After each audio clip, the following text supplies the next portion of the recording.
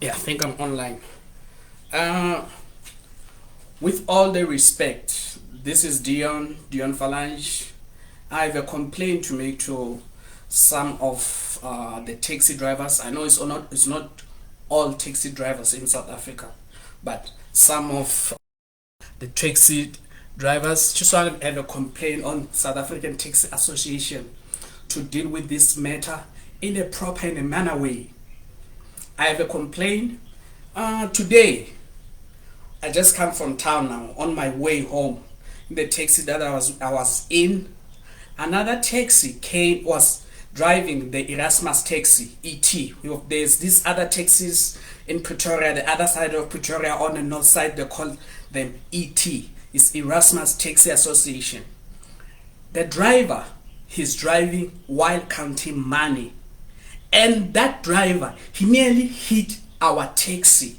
Our taxi even like had to hit the bell, and our driver had to drive quickly forward. The driver lost control of his car counting the money, and that's upsetting me because the other couple of weeks back, the same drivers from Erasmus Taxi Association, there was a car accident which involved them. One of the drivers, I don't know if he was hurt on the legs, they had to cut his legs off or something like that. Just hear the stories because I saw the videos and everything circulating on social media. That upset me, and I asked myself, how do taxi drivers, why are you risking the lives of your passengers, your customers? You go into a taxi, you are short one rate, taxi driver will scream at you, talk to you like you are nothing. But they're not afraid to risk a life of a human being, a life which can't be even replaced by 1 rand or even a 1 million rand or a 1 billion rands.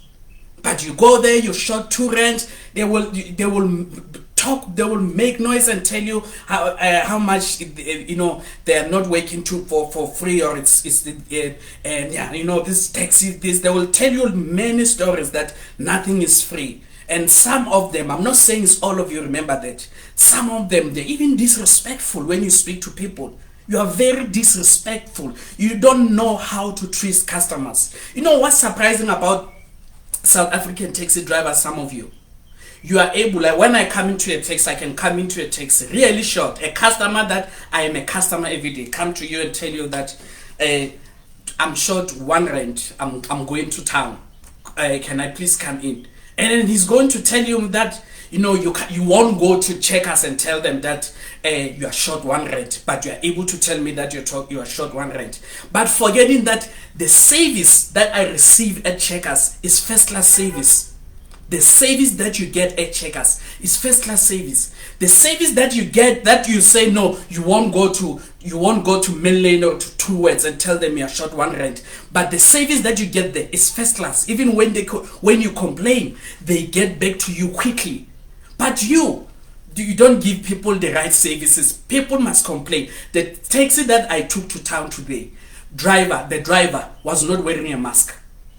I had to see that sitting there at the back. I just sat there upset, asking myself, is this how they're setting an example? He was not wearing a mask.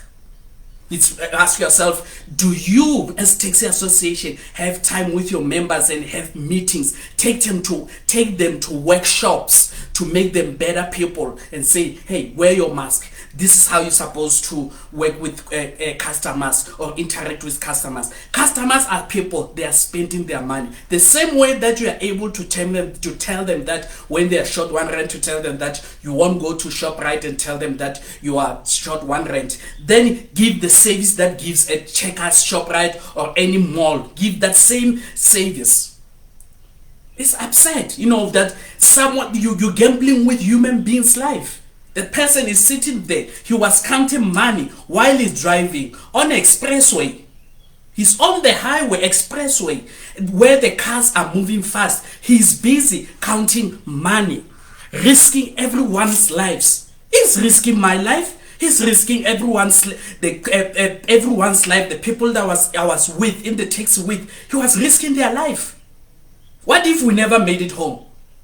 The other day, the same taxi association I'm talking about, ET Erasmus, the other day, a taxi drivers of that same taxi association was involved in a big accident that I don't know whether they had to cut his legs off or what. It was involved on the highway next to PPC there by DF Malan. Right here in Pretoria. And then again, the same area there, the same taxi driver, he's counting another taxi driver from ET Taxi. He's counting money. Some guy with dreadlocks. He's counting money while he's driving. He's busy counting money. You know, everyone that I was sitting, all the people who were sitting together in the taxi, we all got shocked that we nearly not made it home alive today because of someone greedy thinking about just that piece of money. And it's not going to replace what? It won't replace your life. Even the life of any one of us. It won't replace our life. It's sad. I'm gonna be honest with you. It's sad what I see. Please stop doing. Get with your taxi association. Hold meetings. Taxi association. The elderly people take this.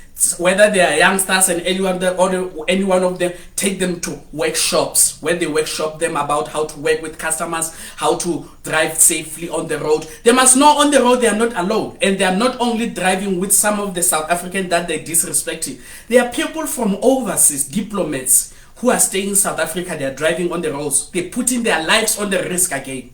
So they must remember that it's not just, oh no, these people in South Africa, they understand this is how we drive. There are diplomats on the road, people from overseas who drives on the same roads. And don't put their life at risk so that they go back home in a box. Now every time now you're saying tourism is gonna. We're crying about tourism. Is that what you want to do and put people from overseas in a risk when they're in their let's say touring taxi, in a risk like that? No, do something. Needs to end. And I just want to wish the city of Tshwane, say congratulations. I saw a billboard on my way to town next to PPC. The billboard that the city of Tshwane, it warns people that warning people about the scammers, you know, people who are doing who scam people at the traffic department. Well done, city of Tshwane, for making a board that is warning people about this fraud and scamming. It's first time in my life I see something that is done not to gain something, but to warn people, to care about people's well-being, your community, your own people. Well done, the city of Tshwane. Well done, the mayor of Tshwane, the people governing Tshwane. Well done. Keep up the great work. I'm happy with that, and I hope other private sector companies don't just focus on just advertising that we must buy your product. Make big billboards like that, pay for it, and make big billboards like the one I saw of the city of Tshwane. Pay for it, warning people about, educating them about the safety of their credit cards, their bank cards, a PIN, you know, the banks, every one of you, and the safety of everything of them. Educating them, that warning them that keep your this is the scams that people use. Make billboards like that. What, not just selling. Why everything you're making billboards just to sell to us? Why you don't just make something to educate us, to keep us safe, to care about our well-beings, and warn us that, remember, you are using our products, and we want you while you're using our product to be safe. To be safe, because there are people who out there who use our products to scam other people, do things that they are not supposed to do with the type of product we have. So thank you for that, and this is just what I wanted to get off my chest now, because I'm still disturbed. I hope South African Taxi Association will do something. Do something. Whether you work with the Department of Transport, other people in the Department of Transport, do something. Talk to the people, the taxi drivers. They must do something. You know, they cry when government is trying to introduce trained people who are introduced by government, these buses, Reavaya and everything. Those people who did courses, who went to workshops and everything. When the government introduced them, they cry. Then there's make lots of wars and lots of protests, burning tires, burning buses and burning anything. But you don't respect your customers, your valued customers. If you are able to tell a person when he tells you that he's short 1 rand or 2 rand, to tell him that he won't tell Pick and Pay the same thing, give him Pick and Pay service. Pick and Pay, they give me a service that I'm happy with. Even now, if I go back, I take this bread bag, I tell them there's a refund place. There's a place where I know they won't even stress me. They will tell me, do you want to change? Do you want to get anything you want to get there? If I want to get something I want to get there, I'll go and get it. If I need my money back, I'll tell you, you know what? Need my money back, I'll go to ShopRite.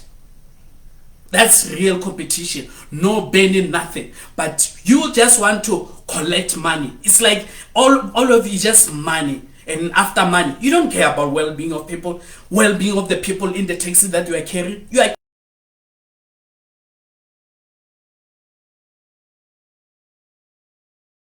father. Even if my son is in the US, I don't have a child here in South Africa, but doesn't mean I'm not a father. I'm a father who expects to meet me one day. I'm a father of a son who expects to meet me. And he knows that, hey, I have a son, I have a dad in South Africa. I'm still a father. Doesn't make a less of a man that I don't have a child in South Africa. I'm a father somewhere else in these countries, America. So you need to respect that. Please.